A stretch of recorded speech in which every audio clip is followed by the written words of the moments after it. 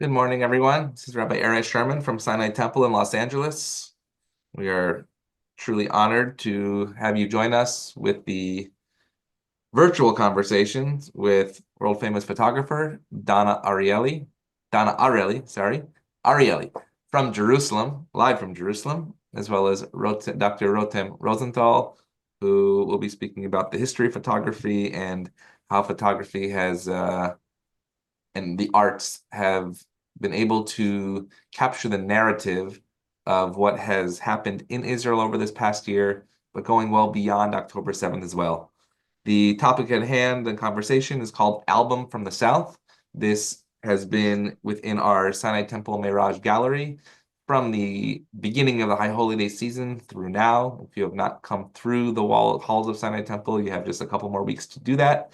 And we are truly honored. We had this conversation in person with Dr. Rozental for Slichot as we began our High Holy Day season and marked 1 year since October 7th. It's interesting because, as you may have seen, there's a new genre of literature that's come about that's documented October 7th, and the same is true in the arts in terms of documenting what was, what is, and really, most importantly, what will be. And so we're truly honored to join by Israeli photographer Dana Arieli. Dana, it's so wonderful to have you here from Jerusalem. Thank you for being here. Yeah, well, here it's absolutely not a morning. It's already Good evening. late afternoon, and because it's a winter, it's Yes. also start getting dark very, very early. So thank you so much for the invitation. I'm delighted to be here, and thank you, Rotem, for all the work that you did. And I think that for me, having part of the exhibition in Sinai Temple is a great honor. And of course, I speak on behalf of the photographers which are taking part. And I would like please to share with you a presentation because we are speaking photography. So there's a need for us to see some images.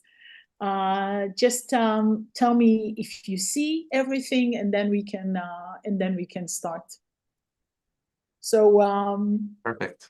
are we on? Okay. Yep. So I've decided to call my short presentation today from Kol Scars to Album Darom. Kol Scars is the name of a series that I'm showing very, very briefly in the exhibition in Los Angeles. But it has a very long story, and I would like to share it with you and also tell you the story of the community of Nir Oz, which is basically the result, which is basically the essence that led me to do a Album Darom in Hebrew, which is obviously Album of the South when you translate it properly. Of course, I had in mind the photography albums of 1967. Maybe we can talk about it a little more later. So this project, which evolved into a book and an exhibition, which is at the moment shown in Petah Tikva Museum in Israel, and this is until the end of January 2025. This is something that I initiated after the events of October 7, and I should be straightforward as much as as it's not so easy to share this information and tell you that it was born out of a huge pain. I lost a dear friend. His name was Gideon Pauker, and he was about to celebrate his 80th birthday just 9 days after October 7th. And of course, this never happened. So here you can see Gideon in the fields of Kibbutz Nir Oz. And you can also see him at his tiny apartment that was invaded by the Nukhba terrorists on the morning of October 7th, here with his wife, Orna, in a picture that I took back in 2015 in Kibbutz Nir Oz. We used to visit them in the winter during the events of Darom Adom, which is a festival that celebrates the anemone flower blossoming season. And during the festival, I also met Gadi Moses, which you can see here in the photos. Gadi is now held in Gaza for over 1 year. And he had already one birthday there, and he turned 80. He's one of the 101 hostages that are still in Gaza, alive or dead. And I think it's really important to note that 29 of the hostages are from kibbutz Nir Oz. Unfortunately, Gideon and Gadi were not the only people I knew that lost their lives during that horrible day. This was also the case with Ophir Lipstein, who lived in kibbutz Kfar Gaza. And I'm on the way to visit there tomorrow. And I'm really excited because I know what I'm facing. It's not my first traveling to the area of the south of Israel. Ophir Lipstein was appointed in 2018 as the head of Sha'ar Negev Regional Council after he graduated Mandel leadership program in the Negev. I was heading this program for about 5 years, and I knew him. He was actually the initiator of the Ramadan festival that I referred to before. So let me start briefly by saying that Kibbutz Nir Oz, Kfar Gaza, and Ofakim are really close to the fence with Gaza. I think all of you know that, but still, when you stare at the map and you look at the extent of the invasion marked here in the pink color, basically Gaza Strip is the pink color and the yellow colors surrounding it is the extension of the invasion. I think it gives us a great indication into the difficulty of this event. We're talking about a strike that basically took people away out from Gaza City or Khan Yunis and moved in a very big spectrum, reaching basically also Ofakim, as many of you might know. But going back to Kibbutz Nir Oz, I believe it's important to say that out of the 400 citizens of this tiny kibbutz, 130 were either massacred or kidnapped. So 60 died instantly, 70 were kidnapped, and at the moment we know many of them, of course, are not alive. And out of the 250 houses of the kibbutz, we know now that only 4 houses were not invaded. Invaded means, of course, destructed or burned, and in some cases just approached. But then if something horrible like my friend's death happened there, then the house, of course, is very difficult to live in.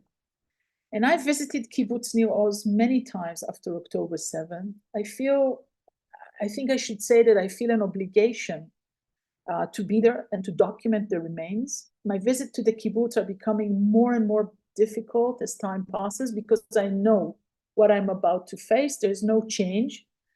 But of course, there's a huge debate now in many of the kibbutzim, what is to be done with the remains? And some of the members do not want to see any remains whatsoever, while others argue that it's crucial to leave something behind for the sake of history. I'm a professor of history. My field of expertise is cultural of remembrance, and I know how crucial it is to leave evidence behind. Now, the question of keeping an evidence to the atrocities is not clear and cut. And in fact, one can say that many people feel that because the country, the state deserted them, they do not want its assistance. I gave a lecture recently at ICOMOS, Israel, and I said there that I hope we are not going to jump into decision very, very fast as we normally do in Israel. It is really important to leave evidence, not just because of the Erinnerungskultur, the cultural memory, but mainly because of the denial.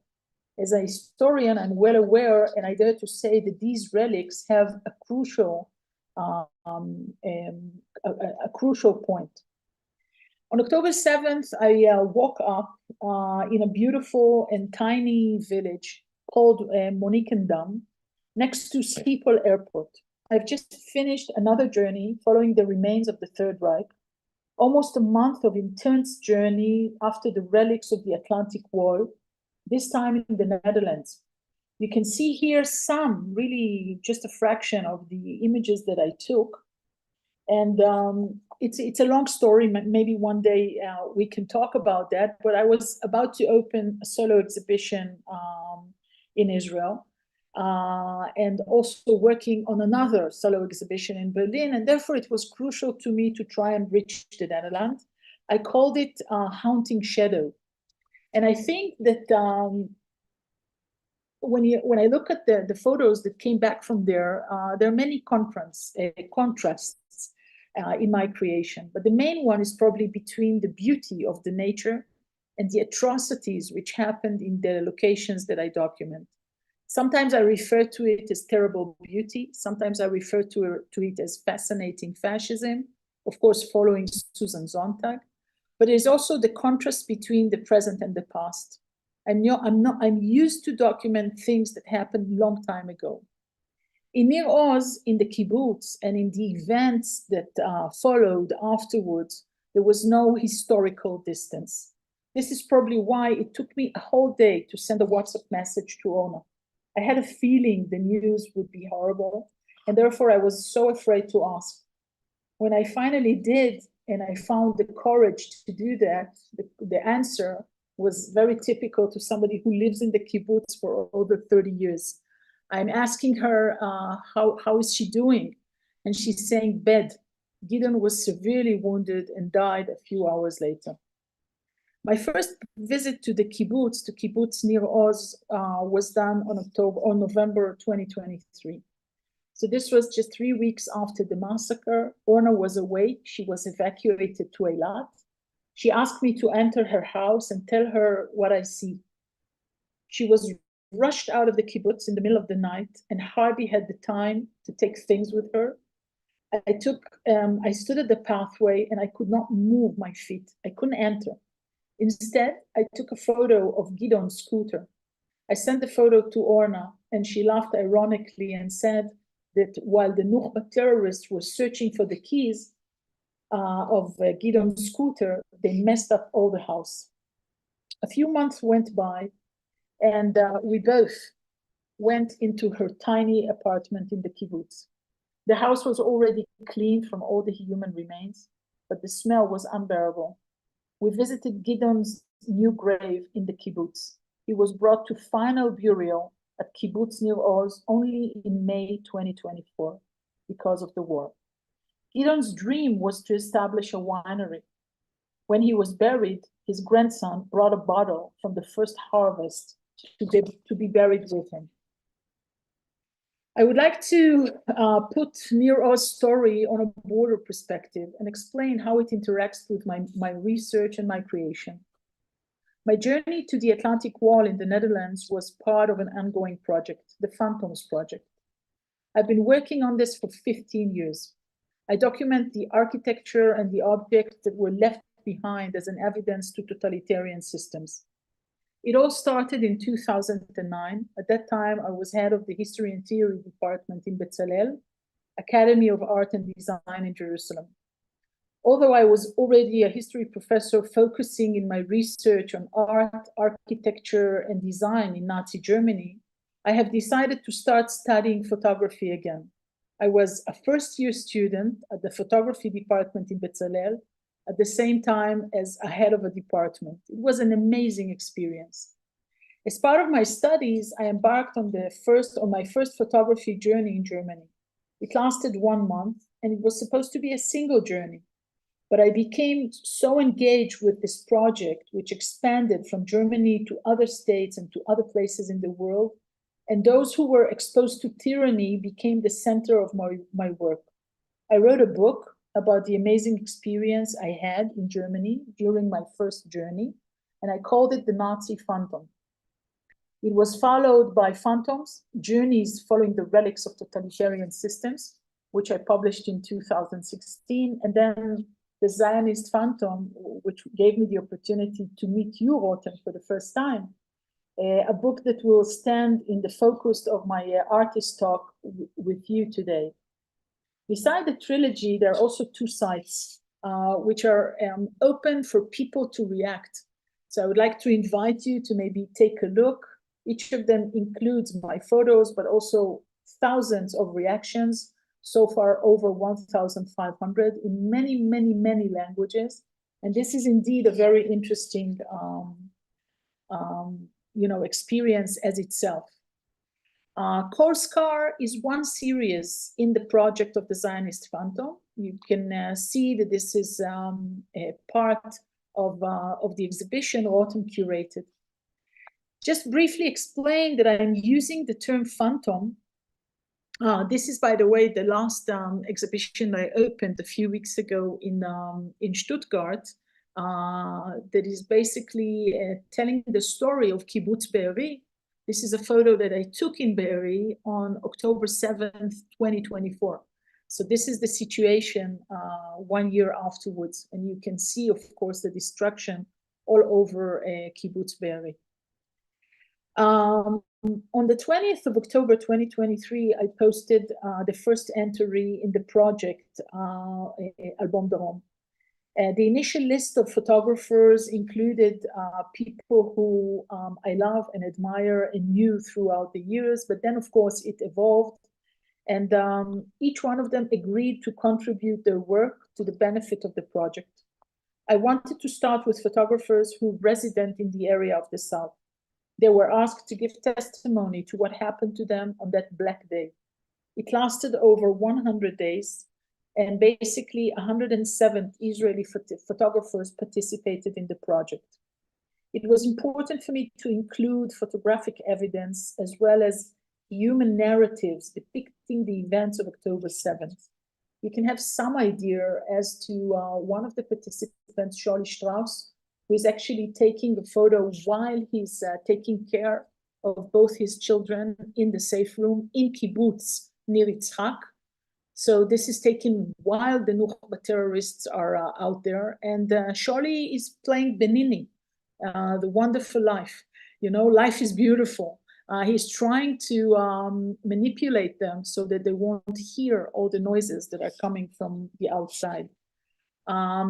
So this is a few hours later when they were already evacuated, fortunately enough, not hurt. And here is another story and another evidence that I give to Shachar Vahav. On his shoulder, you can see his son Noach. On the image below, you can see the same child with his grandpa, Yossi. They're both amateur photographers. Yossi was massacred on October 7th. Shachar left Israel, and he now lives in Paris. And it's a very complicated and interesting story. And another evidence that I give is basically the story here that you can see of Aya Meidan. She likes to cycle. She's normally doing it on Saturday early in the morning because it's hot in the summer. And as she was about to approach the yellow gate of Kibbutz Be'eri, a Bedouin guy jumped on her and told her not to dare proceed towards the gate. The name of this guy is Hisham El-Karnawi, and together with his 3 brothers, they saved the lives of dozens of Israelis during October 7th. This unbelievable, beautiful story took a twist when it became a center of a short and a very touching movie produced by an Israeli producer called Negev Contrast. And the title is, Have You Seen the Horizon Lately? When I look backwards now on my activity during the passing year, I think that it was a state of an emergency routine, constituting of posting a fixed time every day, collecting the files, collecting the testimonies, collecting the events. It provided me with an amazing comfort. It was, if you wish, a self-therapy documentary, as Paul Arthur phrased it in 2007. Looking backwards, I think I spent anywhere between 16 to 18 hours every day working on the project, and it went on for over 8 months. But it kept me definitely above the water. Towards conclusion, I will say that in a parallel and a very fascinating progress for itself, I made a decision to say yes to one of the biggest publishing houses in Israel, Yediot Achronot, and to embark on a journey of officially publishing a book based on the project. The decision to publish the book was made knowing that a fully developed historical perspective is obviously still missing. But nevertheless, it was important for me that this collective photo album would see the light of day in order to strengthen the resilience of the Israelis. The initiative also evolved into a third component, the exhibition, that was opened in Petah Tikva Museum of Art during June 2024. So far, I'm told that over 45,000 people in Israel visited the exhibition, and the reactions are really, really amazing. So basically, the posts, the book, and the exhibition document the southern Negev region before, during, and after the events of October 7th. The first section deals with the nation building process. Some of the photographers tell the story of the establishment of cities and settlements in the Western Negev. They document the possession and the land, the establishment of the first Nahal settlements, and the story of the pioneer residents in Israel. Many of the photographs in this section are black and white, since they were taken in an era of an analogical film system. It could be a truck loaded with people, as you've seen. It could be a teacher teaching Hebrew in Ofakim, and it could be many other images, such as this very well-known image by Werner Braun, which depicts the junction, the Saad junction, in a state of war in 1956, which tells you basically there's no news in the West. You know, we're in the same position. So I can go on and talk about this exhibition basically for hours, especially because I'm now also working on the, just one split second, okay. I'm now also working on Album of the North. So it's really interesting to see it and also to make the comparison between what happened on October 7th and what happened since October 7th in the north of Israel. But I will quit now in order to let Rotem speak with the audience, to have some questions and answers, and maybe we'll have some time more. So thank you so very much so far. Thank you, Dana. Thank you, Professor Arieli. And thank you, everybody, for joining us today. And I especially want to thank Rabbi Erez and the people that are here that have joined us today, and also the members of the Sinai Temple community that have welcomed this project with such open arms. And I also want to thank the Sinai Temple staff that is with us here this morning on the webinar, making sure that this will actually happen, which is great. Thank you. We appreciate you. And I also want to allow Rabbi Erez to have some time to ask questions as well. But I think maybe, Dana, what I want to ask you, and I kept thinking about it as you were talking and sharing your work so beautifully and in such depth, I was thinking about what happens to photographers. You know, you are, not to overgeneralize, but you are the photographers to try and crystallize or express a sense of emergency as it happens in the world, and you try to capture a point of view of the world as it changes in front of you.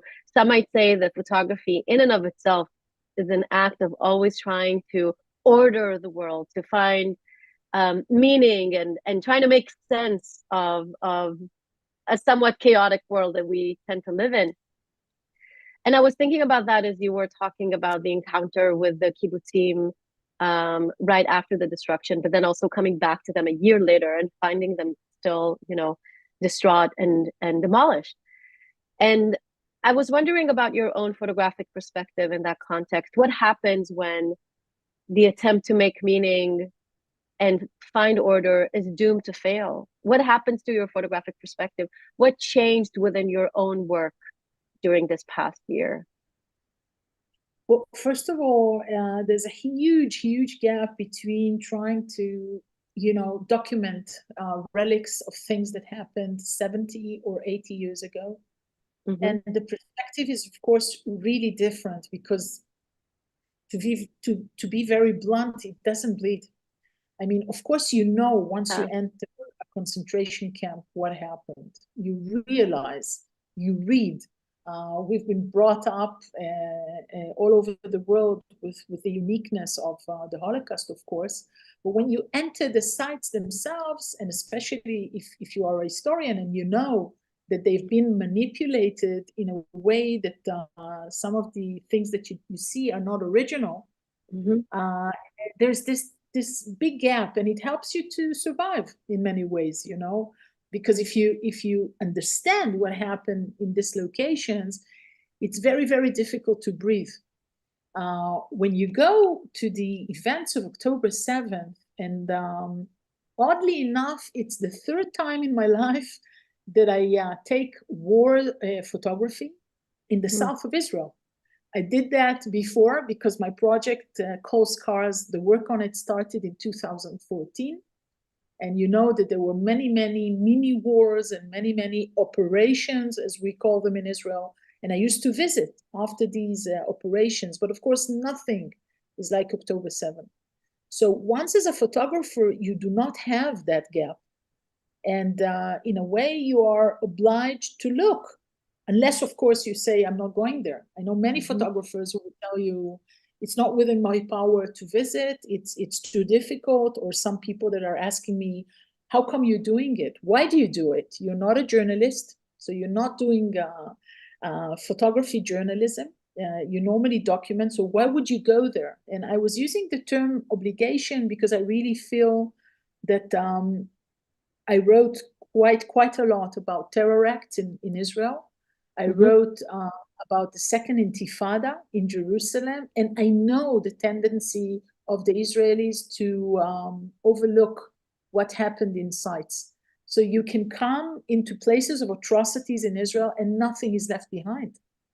And therefore, my obligation, it stemmed from the understanding that if I won't do it now, in 1 year time, 2 years time, 5 years time, nothing would be left. And this is how it came about. You know, it came about from this understanding that many people hesitate, many people don't like to go, and mainly because my perspective is a bit different. You know, when a journalist go there, he's searching for sensation. When I go there, I'm trying to show the horrible events that happened there, but I'm not searching for sensation. So it could be a completely different angle. And and this is why, and if you ask what happened to my own perspective, well, the exhibition I just show you, the poster in Stuttgart, is the first that I do ever in my life with such a tiny historical gap. Because when I took the relics in the south of Israel, these relics were from the Nakba, in 1948. They could have been maximum from 1967, but I never showed on an exhibition something which is 1 year old or a week old in the case of the images that I took from Be'eri. So I've decided to keep my historical perspective aside. I decided that being engaged doesn't just mean that you go there and you take the photos, but you also take the heat of bringing out to the public what we in Israel called the black photos. We call them the black photos because everything is burnt down. So whatever you choose, you know, is in a state of a complete chaos. And the images are always either black or upside down, but you don't see. And when you contrast it with nature, as I normally do, for instance, in bunkers of the Atlantic Wall in the Netherlands or in France, there's a very, very big contrast now because everything looks wonderful at the kibbutzim. But once you look into the houses, once you have your mind set on a specific house, then you realize the amount of the atrocities, and the contrast is even stronger in this case. Yeah. So I have a couple more questions before I want to also turn it over to Rabbi Erez. And my questions relate to the responses to this project. But I want to ask that question from two different directions.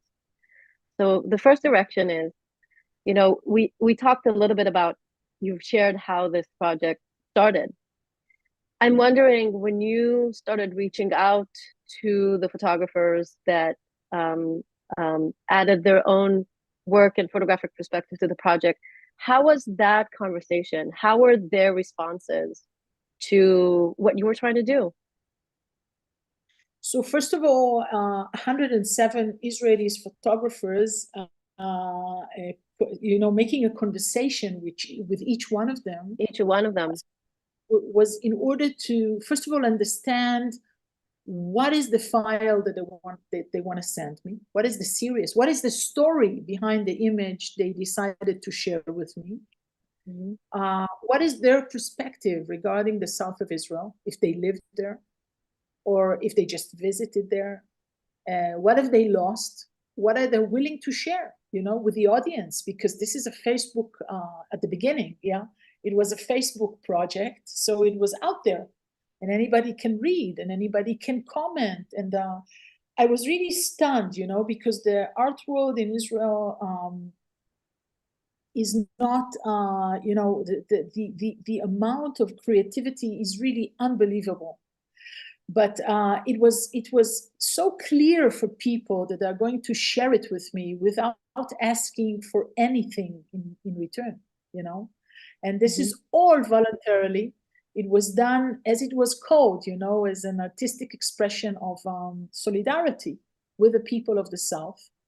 Now, of course, there were big differences between photographers who live in the South, and for them, it was like an invasion to their own private housing and places. And they sometimes did not want to share with me the atrocities that they saw in October 7th. And they chose to share with me series that they did maybe 10 years before or 20 years before, as if they want to, to keep the memory of the place that they used to love so much as it used to be before. And therefore I understood, how sensitive it all is. Because for some of them, it was really, really difficult to show the situation. And also for me, I think for the first time in my life, I had to do censorship. Would you believe it? I mean, I've been studying Nazi Germany. The one thing that I never did in my life is censorship. But at least 80 files that I got were so bleeding and so difficult to watch that at the very beginning, I decided that this is going to be about resilience and not about causing a deeper trauma. I'm not doing now, anything like a regular social media, which will break in with images, whatever they are. No, I'm going to censor it. I'm going to do something that everybody can see. And, because it took 110 days, so there was also the rhythmus of what do you do on a Saturday evening? What do you do on the eve on Fridays? What do you show? And it became a very interesting rhythm. And so I think the photographer, it was a wonderful venue to show what they were going through, sometimes out of the exile that they still suffer, because many of the people are not back yet in the South, certainly not back yet in the North, and they are evacuated, and they're in the center of Israel, living in hotel room. Imagine somebody who loves to cook and is stuck in 14 meters, and over there they have to do everything, people who do not understand sometimes say, yes, but the country and the state, and they were giving hotels, and this is wonderful. Imagine being in a hotel room for 410 days. It's like unbelievable. And of course, now there's a lot of debate into the question, are they going to go back there? Many of them are saying, no, we'll never be so close to the fence again. Many are saying, we're already missing the place. We must go there. And they start by visiting, and then they go back, gradually. So there's no one solution. But the perspective of the photographer is always the one who is, being able to share 1,000 in one blink. So thinking about that, the project in its complete sense here in LA, we're showing dozens of photographs, but there are, of course, a selection, there is a snippet of what is actually included in the project. So you're providing the world this complex, nuanced fabric of responses and moments and histories and stories and ideas about this place and what it is. So the second part of my question then, has to do with perspective that is external. You know, it has not been easy to be in the art world since October 7th, to be in the art world as a person who is Israeli and Jewish.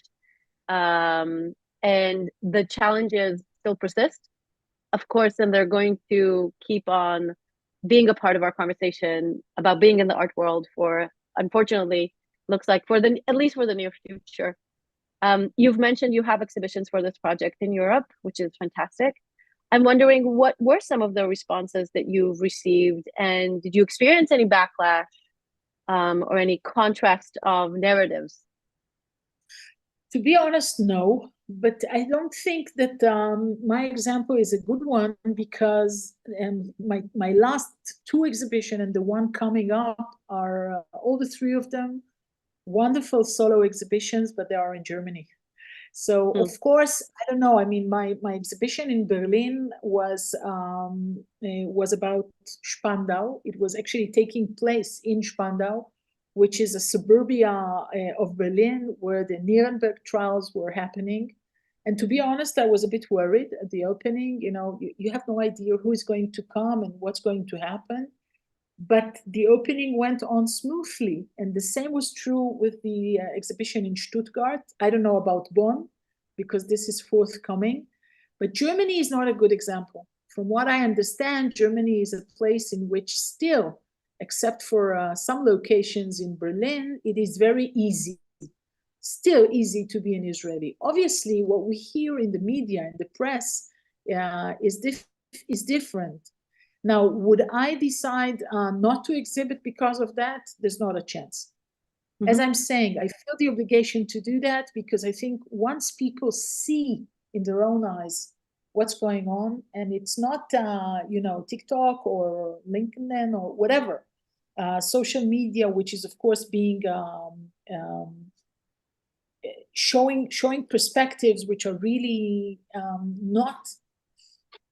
Well, of course, there can't be a juxtaposition. The situation in Gaza after 1 year is horrible. There's no question into the issue of having 80% of Gaza being completely demolished. The destruction is total. And of course, in Israel, there are many, many debates as to the question, should we continue? Hasn't it been time to stop the war, to bring back the hostages? I'm coming from my daily demonstration. You know, it's something that I do now on a daily basis. I never thought that I would reach the age of 61 and I'll be in the streets. But we are on the streets constantly, because there is a huge debate in Israel. And many Israelis believe it's done. You know, we should have finished with it many, many months ago. But the decision is, of course, given at the moment to the Israeli Prime Minister. Absolutely. Thank you, Dana. I also want to bring in Rabbi Erez Sherman to the conversation. Thank you. This has been truly fascinating. First, I want to just do a commentary on Nero's, because I've actually been there in May, and we feel very attached to Nero's at Sinai Temple, because Amiram Cooper, Zichronah Livracha, his niece, Rona Passman, is a member here at Sinai Temple, and his great niece, Talia, who's a member at goes to Sinai Keep Academy, actually won the My Family Story telling Amiram Cooper's story, and is in the Ani Museum. So this whole connection there is very, very powerful. I have a question based on one of the photos that we saw during Slichot, which is the black and white photos. I believe it was sort of like a shuk in Gaza, where Israelis and Gazans were coming together. When you see that, can you imagine a picture being taken like that one day in the future? And what would that look like? Absolutely. I think this is a matter of leadership. And as somebody who stands at the peak of Sinai Temple, you probably understand me. I really believe it's a matter of leadership. And I'm still, well aware of the results of the 1973 Yom Kippur War. I'm not speaking now privately as somebody whose father was away for 6 months. And to be honest with you, he never came back from there as he was before. I remember it vividly, although I was 10 years old, and definitely I had no understanding of the world trauma. But 3 years later, I stood in the junction, coming up to the hill of the Israeli Knesset with a flag of Egypt, waving for Sadat.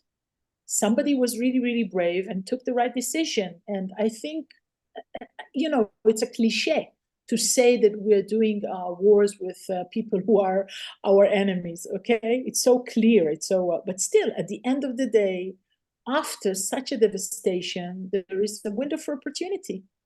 And I'm really troubled about the fact that at the current situation in Israel, I'm not so sure it's going to happen. Because as somebody who's following the news on a daily basis, the question is not left or right. The question is, are we really getting decisions now that are right for the people of Israel, for the citizens of Israel, obviously for the hostages? And unfortunately, my answer is not always yes. What we hear here from the Israeli media causes a lot of questions, and therefore I'm worried. But probably, one day in the future, that's the way it's going to happen. I meet my Bedouin students in the Negev, sometimes on a daily or a weekly basis, and we still shake hands, and we are really, really close friends. And this story of a Bedouin who is saving a Jew at the atrocities of October 7 is not such a unique case. We don't hear about it enough in the Israeli media, but if it was open and pluralistic as it should be, definitely there are many, many stories like that, and people would like to have peace. So therefore, yes, I can see the same soldier standing in the same position in the Gaza Strip, waiting for a fresh pita and the hummus that he likes very much. And yes, it could be there, definitely. And so you talked about media, and we know a picture says 1,000 words, and the pictures that often do get in the mainstream media, specifically in the United States, I mean, now with the click of a button worldwide, are not the photos of Professor Dana Arieli's Album of the South. Is that a goal? And if so, how do these pictures begin? I'm thinking of also a picture in our Mirage gallery here at Sinai with the soldiers in the supermarket taking a nap. Yeah. That really stuck with me because, we hear of soldiers that are killed. We hear of soldiers that are injured, but you don't think of the soldier, of what they're doing in between the actual fighting and when they have to lay down their head to just have a rest to live a normal life during this wartime.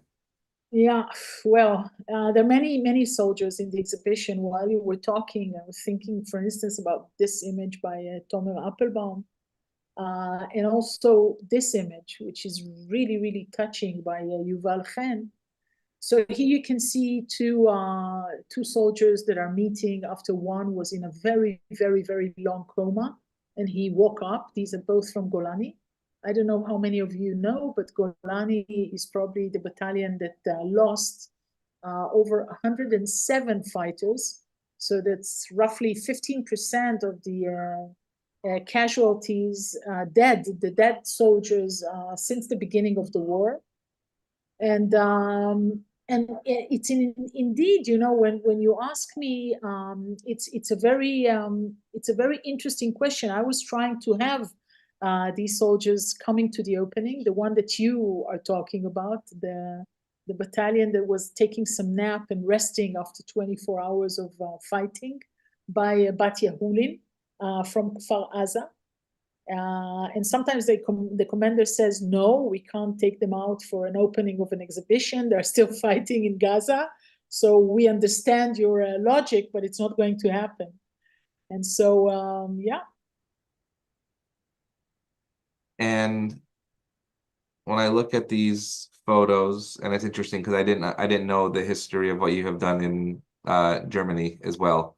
I've also walked through the crematoria at Auschwitz and seeing what is there and what is left. And that's why I think a lot of us this past year rushed to Israel to see what happened before, when something happens, God forbid, a suicide bomb, all of a sudden you don't even know that it happened right there. So what would your suggestion be in terms of how to mark this moment while actually it is still happening and this whole concept of day after doesn't really exist at this moment? You're right, it does not exist at this moment, but I should say that when we're talking about memory culture, which is basically now have become my field of expertise, and not just in Germany, but also in Israel, because I'm looking at both countries. They're like, in a way, they're like twins because of the events that interacts them together 80 years, 90 years ago. But this is the case, you know. And when you look at it, what puzzles me about Israel is that it's really hard to come into a conclusion or into an agreement here. What I'm really troubled and worried about is the concept of having 25 different October 7th monuments or museums in the very tiny area of the south of Israel. And I'm afraid this is going to be the case because there's so much disagreement at the moment between kibbutzim and the cities, between kibbutzim and moshavim, between them and the central government, between local government and central government. You know, as we say, 100 Jews, 1,000 opinions, right? And so as it stands now, I do not see so easily how we come about one major monument in the area. And I think this should be the case. I don't think we should break it into taking, for instance, somebody visiting, you know, they would normally, if you want to come and you want to experience the Holocaust in Israel, most of the people would travel to Yad Vashem. Right. Obviously, this is not the original place. This is not your visit to Auschwitz, and it has nothing to do with the historical space in which the events occurred. But still, there's one major big place in which most of the Jews would go, and of course, visitors from all over the world, if they want to understand what was going on in the Holocaust.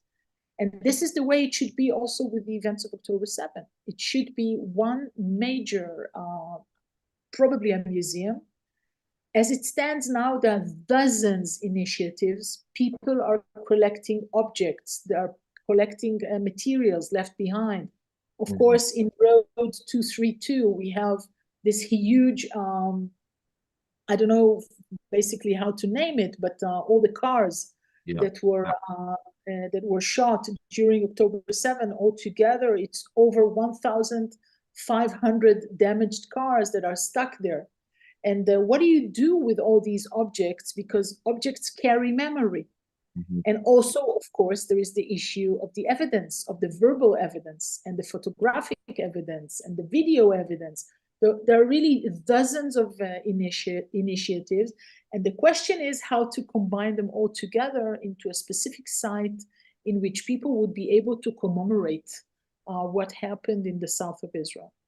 So that's one last question that somebody that evening at Slichot actually asked Dr. Rotem Rozental, and that was, do you think there is yet a victory picture, right? Like we have seen in other wars.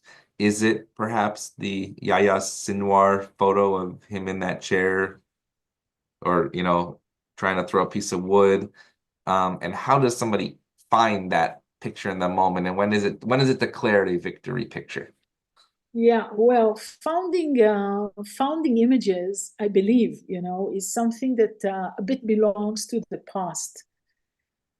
And I say it, and of course I take it back, because if I was now to ask you about a founding image regarding the massacre of the twins in New York back in 2002, probably we would either think about Richard Drew, The Falling Men, you know, the very famous photo of the people who were, and also it's a very interesting issue because as it stands, America did not show many photos of atrocities. And I do not think that Yahya Sinwar's image is a good example in this context, because when you think about an image which symbolizes victory, I hope our victory wouldn't be about more of a devastation and more of a destruction. It would be hard this time because there's no consensus inside Israel. So I don't think there would be a single image. But for instance, the photo that you mentioned before, unfortunately, it's not on my presentation, and I'm sorry for that, by Bat Yachulin of the soldiers of the first night. I think he's a very, very good candidate. And maybe if we can end up with something funny, when I was searching for the group of the soldiers in order to invite them for the opening, so I made another post using, of course, Facebook, and I say, please help me understand who is being photographed by Bat Yacholin, because I want them to be coming to the exhibition. And then one father answers me, I know that this is my son. So I said, okay, how? He says, he's the only one wearing helmet and doing what the commander told. All the rest are sleeping all over the place, but they're not protected enough. And so eventually his son came to visit the exhibition. It was many, many weeks afterwards, but it was a wonderful experience as to how tiny Israel is, you know. Yeah. Yeah.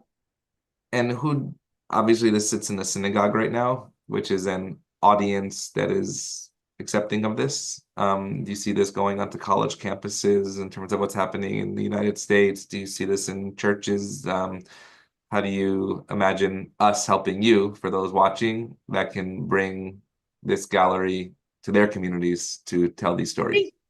I think you know, as an act of explaining how deep is the trauma in the Israeli society, it is indeed very important that it would travel. Certainly for me, it would be an amazing, you know, achievement if it could be exhibited in churches, even in a mosque, you know. Maybe the climax all around the world at the moment seems to be really problematic, but at the end of the day, this is human suffrage. And Yeah. for me, the beginning was, let me think about how I can correspond with photographers from Gaza and maybe have their files to show me what's going on the other side of the fence. Unfortunately, at the current climax in Israel, it didn't work out, but it would certainly one day, you know. The book, as it stands now, have only the introduction, the table of contents, and of course the name of the photographers in English. It would be lovely to be able to translate it in full. And I don't know if, you know, who might be interested in this story in the United States, but certainly the collection stands and it's worth watching. Mm-hmm. And yes, if it could be exhibited also out of Los Angeles, there would be a great contribution to the photographers, to Israel, and to the story of October 7th. There's not a question. And I also want to mention that another way of supporting the artists that are involved in this project is actually by purchasing one of the works that is currently on view at Sinai Temple. All proceeds will go directly to the artists. It's our way to honor them and their efforts and trying to support them in the weeks and months to come. Yes, that would be also wonderful and much appreciated, because art market in Israel is normally very, very slow, limited. and limited. In the current situation, I don't think there's such a thing, an art market, because really artists really suffer. I remember being in Berlin and told by one of the photographers there that the government, after the COVID, decided to give some money to artists in order to help them come about from a situation in which they're stuck all the times in their studios. And I thought to myself, well, the time in which Israeli artists would gain some contribution from the government for being stuck in the studio is further away from us. So now the situation is even worse, and it would be lovely, of course, there's not a question. Wow. Well, Professor Dana Arieli and Dr. Rotem Rozental, it's a pleasure to host you. If you are interested in purchasing any of the photographs, you can please contact Gary Feynman in our office, gfeynman@sinaitemple.org, to support the artists, to support the state of Israel and the people of Israel. Just know that each day I watch people walk by multiple times. They walk by and then they come back and they look again and they look again. And I do that as well every single day, knowing that each time I look at these photographs, I learn a different story. I learn a deeper story. They hear it now from your heart and soul. It's been a real pleasure to have you here. I hope to have you here at Sinai the next time you're in the United States and partner again.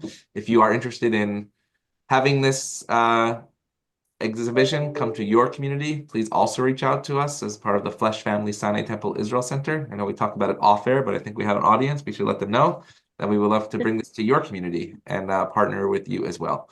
Thank you so much for joining, everybody, and we look forward to seeing you soon. Have a great day. Thank you. Bye. very Thank you.